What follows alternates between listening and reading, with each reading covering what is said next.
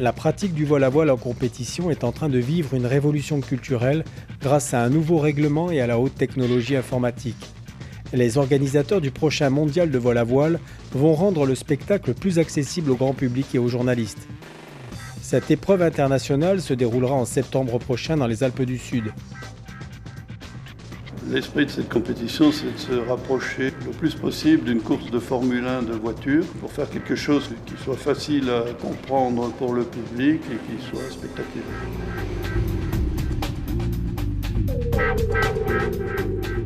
Les 20 meilleurs pilotes du monde vont en découdre aux commandes de leur Formule 1 des airs. Des machines aux performances exceptionnelles qui parcourent jusqu'à 300 km en 2 heures sur ce type d'épreuve. Enfin, c'est une vraie compétition. C'est vraiment, tout le monde va utiliser la masse d'air de la même façon. Tout le monde a la même chance. C'est-à-dire qu'on va partir tous en même temps et on va se tirer la bourre pendant 100 km à fond, à fond, à fond. L'Esprit Grand Prix, c'est 2h30 de vol, 300 km. Le premier qui a coupé la ligne a gagné. Un planeur vole sans moteur grâce à des profils très aérodynamiques sculptés en soufflerie. Un planeur est constitué de matériaux composites issus de la recherche aérospatiale. Le tout dans un environnement naturel préservé en parfaite harmonie avec les éléments. Avant, les planeurs étaient construits en bois. Maintenant, ils sont construits en fibre de verre, carbone, Kevlar, donc c'est de la haute technologie. On emploie des matériaux très nobles, très chers, qui viennent de l'industrie aéronautique automobile. Et les ingénieurs et les fabricants des planeurs construisent de magnifiques engins qui sont des pures beautés. Pour que ce Grand Prix mondial apparaisse enfin comme une compétition aux caractéristiques compréhensibles aux yeux de tous, Roland Stuck a proposé des règles simples. Départ en régate au même moment pour tous les pilotes et sur le même itinéraire avec les mêmes balises à contourner. Tous les planeurs partiront ensemble en régate comme dans des régates de bateau au signal du starter. Ils passeront la ligne. Et ils feront la course ensemble. Et... Le premier qui arrive, c'est lui qui va gagner l'épreuve. Ça, c'est quelque chose qui peut faire vibrer un public. Alors il faut aller plus vite, il faut trouver l'ascendance le premier, il faut monter encore mieux que les autres, il faut tout faire à fond, tout faire mieux que les autres.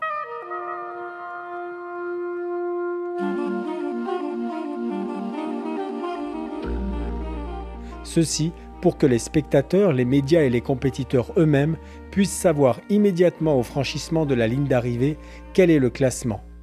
Le tout sur des parcours plus compacts, ce qui favorisera le spectacle et la lisibilité des épreuves. On peut voler à 200, plus de 200 km/h, des fois ralentir à 100 km/h, réaccélérer. C'est ça qui fait que c'est très sympa parce qu'on voit les autres à côté, les autres adversaires. Et dans ces petites manips, là, on essaye de les gratter pour arriver le premier dans l'ascendance qui est au bout de la pente là-bas. Il faut être tenace parce que du temps on en passe beaucoup sur les terrains d'aviation, aussi bien à préparer son planeur parce qu'il faut quand même le sentir son planeur, il faut s'imbiber de son planeur et puis l'observation. Beaucoup d'observations, en l'air, regarder les oiseaux, les nuages, savoir lire le ciel. La seconde spécificité de ce Grand Prix mondial sera l'utilisation de la plus haute technologie de l'informatique, relayée par Internet. Le planeur émet un signal au sol, et au sol on va voir plus tard que grâce à un logiciel, on va pouvoir suivre le planeur en 3 dimensions, en temps réel, avec ses vitesses, tous ses paramètres en fait.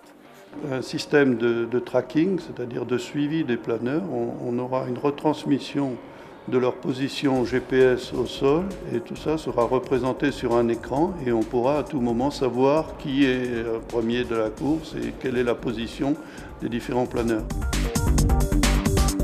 Le public et les journalistes, au sol, durant toute la durée de l'épreuve, pourront suivre son déroulement sur un écran géant vidéo. Le sprint final des planeurs est particulièrement impressionnant parce que les pilotes déballastent. À plus de 280 km/h, ils vident les réservoirs d'eau de leurs ailes. Avec ces nouvelles épreuves de type Grand Prix, les mini-caméras embarquées, le système de tracking et ses images 3D, mais aussi le désir pour tous les pilotes de mieux faire partager leur plaisir de voler à grande vitesse, le vol à voile vit aujourd'hui une métamorphose considérable, l'ouverture sur le grand public. Plus près des yeux, on se comprend mieux.